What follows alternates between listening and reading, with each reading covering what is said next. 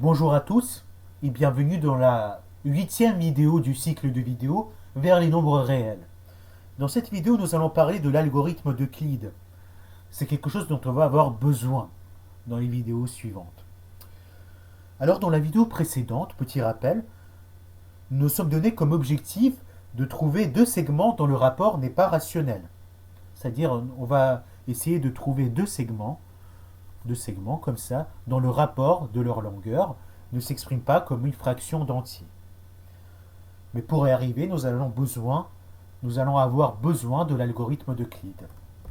Alors l'algorithme d'Euclide, c'est quelque chose qu'on rencontre en général quand on apprend à trouver le PGCD de deux entiers. Alors abordons l'algorithme d'Euclide de ce point de vue-là. Tout d'abord, qu'est-ce que c'est le PGCD? Le PGCD, c'est le plus grand diviseur commun de deux nombres. Ainsi, le PGCD d'un nombre n et d'un nombre m, c'est le plus grand nombre d tel que n est divisible par d et m est divisible par d.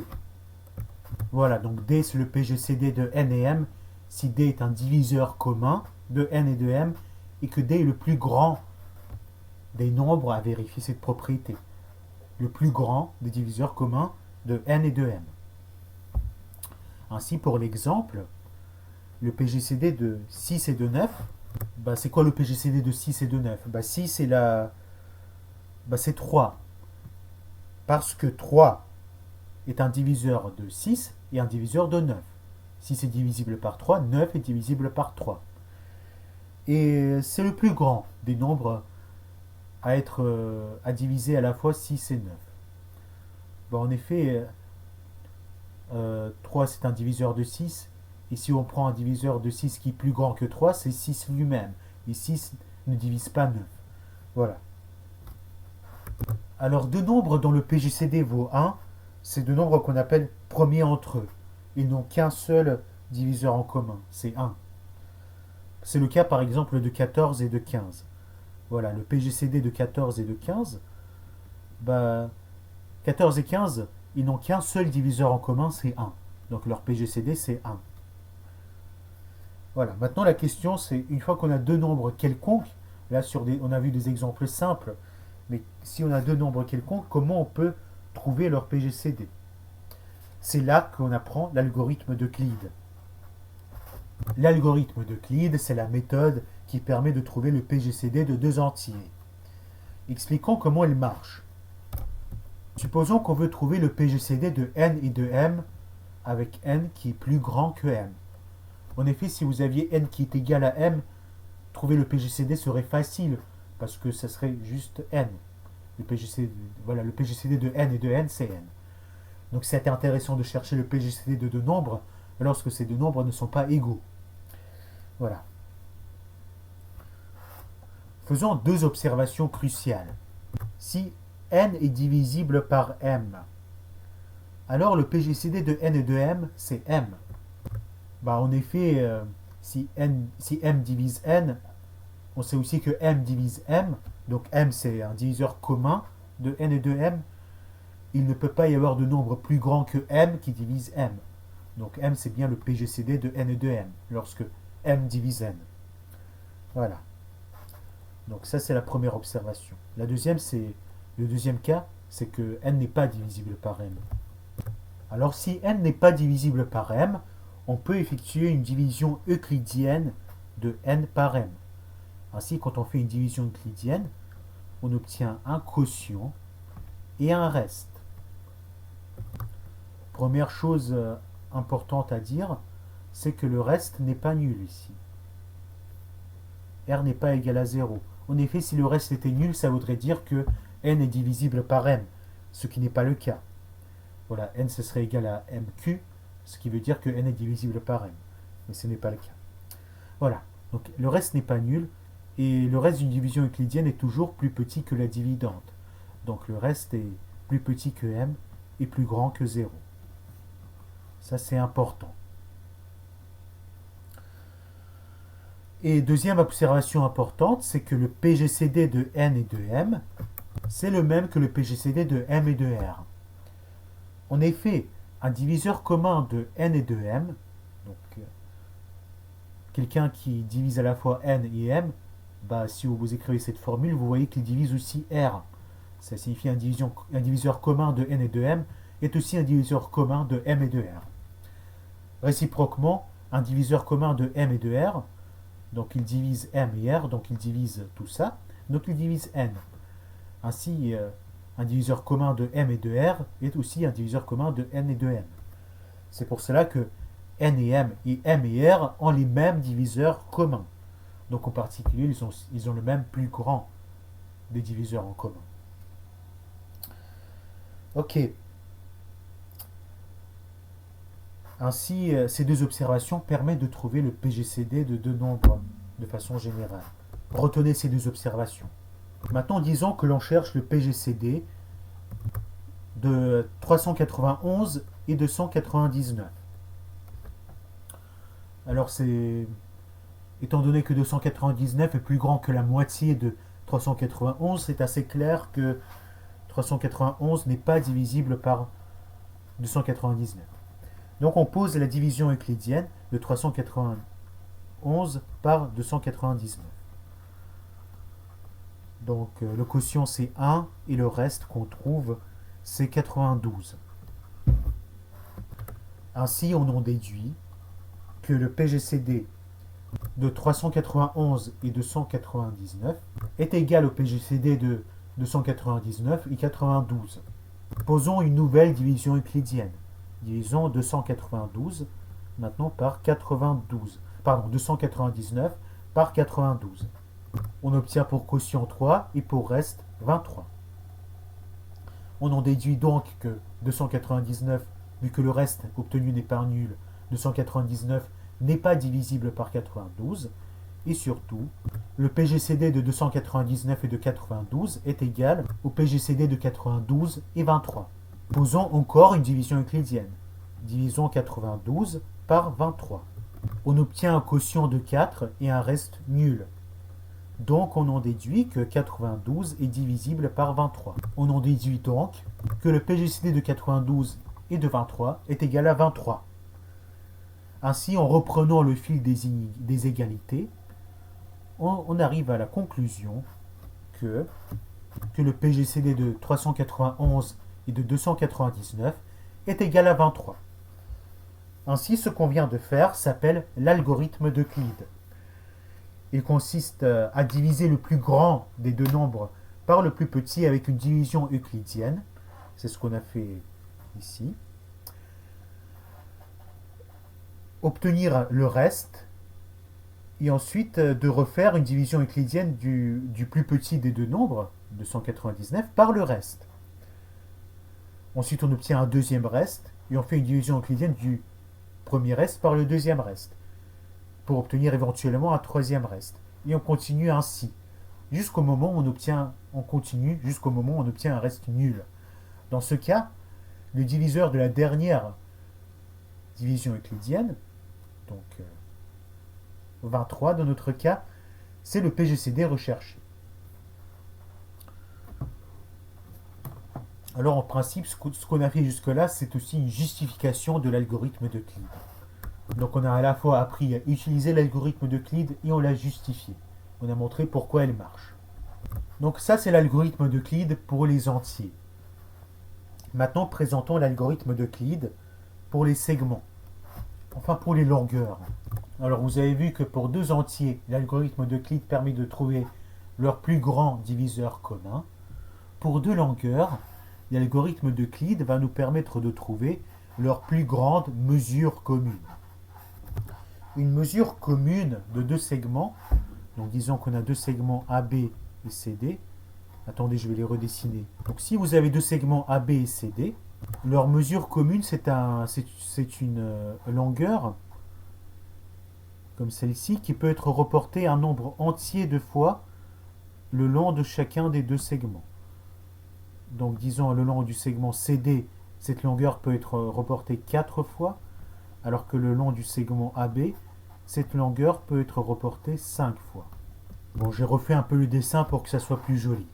Donc les longueurs AB et CD ont une mesure commune, qui est celle-là, parce que le long du segment, c'est cette mesure, la mesure commune, c'est cette longueur-là, parce qu'on peut la reporter le long du segment CD 4 fois et le long du segment AB 5 fois. Alors quand on a une mesure commune de deux segments, si on la mesure en un nombre entier de parties égales, par exemple là en 3 fois, bah, un tiers de la mesure commune est aussi une mesure commune des deux segments. Parce que si on peut reporter la grande mesure commune 4 fois le long du segment CD, c'est que la petite mesure commune qu'on peut, qui représente un tiers de la grande mesure commune, ben on peut la reporter 4 fois 3, donc 12 fois le long du segment CD. Et pareil, pour le long du segment AB, on peut la reporter 5 fois 3, donc 15 fois le long du segment AB. Donc, si on a une mesure commune de deux segments, euh, une énième de cette mesure commune est aussi une mesure commune de ces deux segments. Ainsi, parmi toutes les mesures communes de deux segments qui existent, on peut toujours prendre la plus grande, et c'est ce qui va s'appeler la plus grande mesure commune. Donc là, entre AB et CD, la plus grande mesure commune, c'est celle qu'on a dessinée en rose. Alors, contrairement aux entiers qui ont toujours un plus grand diviseur commun, deux segments n'ont pas forcément toujours une plus grande mesure commune. Et ça, c'est ce qu'on va montrer. On va montrer qu'il existe deux segments qui n'ont pas de plus grande mesure commune. Donc on va montrer qu'il existe deux segments qui n'ont pas de mesure commune. Ceci impliquera bien entendu qu'il existe deux longueurs dont le rapport n'est pas rationnel. En effet, supposons par l'absurde que deux longueurs ont toujours un rapport rationnel. Donc à chaque fois qu'on prend deux segments, AB et CD, ils ont toujours un rapport rationnel. Donc AB sur CD c'est toujours une fraction. On suppose ceci par l'absurde. Supposons aussi qu'on a montré qu'on a un segment AB et un segment CD qui n'ont pas de mesure commune. Montrons qu'on a une contradiction. Alors, si AB, et CD, AB sur CD est rationnel, ça veut dire que AB sur CD s'écrit comme n sur m, où n est un entier et m est un entier. Dans ce cas, il suffit de diviser AB en n parties égales. On divise AB en n parties égales. Et on va prendre le segment qui vaut un énième de AB. Alors ce segment, ça sera la mesure commune de AB et de CD. Ce qui va contredire le fait que ces deux segments n'ont pas de mesure commune. Plus précisément, on peut prendre le segment rose comme unité de longueur. Dans ce cas, la longueur du segment AB avec cette unité de longueur, c'est n. Mais comme AB sur CD c'est égal à n sur m, la longueur de CD dans cette unité de longueur est m. Ce qui signifie que le segment rose se reporte m fois le long de CD. Donc c'est pour ça que le segment rose est une mesure commune de AB et CD. Ainsi, si deux longueurs ont toujours un rapport rationnel, ça veut dire que deux segments ont toujours une mesure commune. Or, nous allons montrer dans les vidéos suivantes que qu'il existe deux segments qui n'ont pas de mesure commune. Nous allons construire deux segments qui n'ont pas de mesure commune, ce qui veut dire qu'on aura construit deux segments dont le rapport n'est pas rationnel. Alors pour y arriver, nous allons essayer de trouver la mesure commune des deux segments qu'on aura construits. Donc supposons qu'on a deux segments là, et disons qu'on veut trouver la mesure commune de ces deux segments. Alors nous allons d'abord reporter, faisons-le un peu plus grand le premier segment, nous allons d'abord reporter le plus petit segment le long du plus grand segment autant de fois que l'on peut. Et ce que va nous rester, c'est un segment plus petit. Alors si vous supposez que ces deux segments ont une mesure commune, c'est-à-dire une mesure qui se répète un nombre entier de fois le long de chacun des deux segments, elle se répète un nombre entier de fois le long de ce segment-là, un nombre entier de fois le long de ce segment-là, et donc aussi un nombre entier de fois le long de ce qui reste. Et de même, la mesure commune de ce segment-là et de ce segment-là, c'est un segment qui se répète un nombre entier de fois le long de ce segment, un nombre entier de fois le long de ce segment, et un nombre entier de fois le long de ce segment-là. Donc, elle se répète un nombre entier de fois le long de tout ce segment. Ainsi, c'est une chose ce que je viens de dire, ça peut se faire se dire de la manière suivante. Donc notons AB ce segment-là, CD ce segment-là, et E ce point-là. La plus grande mesure commune de AB et de CD, c'est la plus grande mesure commune de CD et de EB. Ce qu'on vient de décrire, c'est la première étape de l'algorithme d'Euclide pour les segments. Ensuite, vous vous doutez bien que pour trouver la plus grande mesure commune de deux segments, il faut continuer. On va reporter le segment EB autant de fois qu'on peut le long du segment CD. Donc voilà, on va reporter le segment EB autant de fois qu'on peut le long du segment CD. Il y aura un petit reste. Donc pour trouver la mesure commune, la plus grande mesure commune de EB et de CD, il va falloir trouver la plus grande mesure commune de EB et de FD. Ensuite, une fois qu'on a dit ça, il suffit de trouver la plus grande mesure commune de EB et de FD. Et pour y arriver, on va reporter FD autant de fois qu'on peut le long de EB. Et imaginons qu'on arrive à reporter FD un nombre entier de fois le long de EB. Dans ce cas, ça signifie qu'on a fini et que la plus grande mesure commune de EB et de FD, c'est FD. Voilà, la plus grande mesure commune de EB et de FD, c'est FD parce qu'on a réussi à reporter FD un nombre exactement entier de fois le long de EB. Voilà, FD, c'est bien, elle se reporte une fois le long de FD et se reporte deux fois le long de EB. Donc FD, c'est une mesure commune de EB et de FD. Et c'est sûr qu'un segment plus long que FD ne peut pas être reporté un certain nombre de fois le long de FD. Donc FD, c'est bien la plus grande mesure commune de EB et de FD. Ensuite, avec ce qu'on a dit avant, la plus grande mesure commune de EB et de FD, c'est aussi la plus grande mesure commune de EB et de CD. Voilà, la plus grande mesure commune de EB et de CD. Ce qui est ça, c'est ce qu'on a écrit au début, c'est la plus grande mesure commune de CD et de EB, donc la plus grande mesure commune de AB et de CD. Ainsi, en faisant cet algorithme d'Euclide là, on peut arriver à trouver la plus grande mesure commune de deux longueurs. Alors ensuite, il y a deux situations.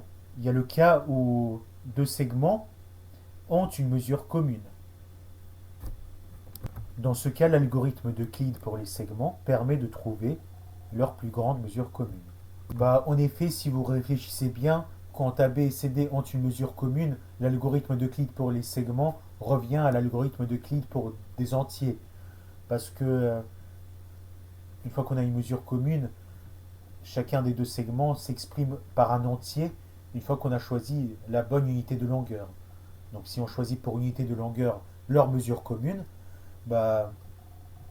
chacun des deux segments s'exprime par un entier. Et l'algorithme d'Euclide pour les segments revient en fait à trouver le PGCD des entiers qui représentent les longueurs des deux segments.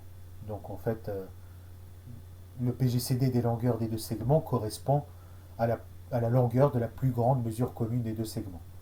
C'est pourquoi, si AB et CD ont une mesure commune, l'algorithme d'Euclide permet de trouver leur plus grande mesure commune. Mais en réalité, il y a aussi un deuxième cas. Deux segments peuvent ne pas avoir de mesure commune. Dans ce cas, si on essaie de faire l'algorithme d'Euclide avec deux segments qui n'ont pas de mesure commune, l'algorithme d'Euclide ne permettra jamais de trouver leur plus grande mesure commune, vu qu'ils n'en ont pas. Ça signifie que si on essaie de faire l'algorithme d'Euclide, il va se continuer à l'infini. Il ne se terminera jamais. Voilà. Pour deux segments qui n'ont pas de mesure commune, leur algorithme d'Euclide ne se termine jamais. Donc ce que nous allons faire dans la vidéo suivante, c'est que nous allons construire deux segments pour lesquels l'algorithme d'Euclide ne se termine pas. À la prochaine, et n'hésitez pas à poser vos questions en commentaire.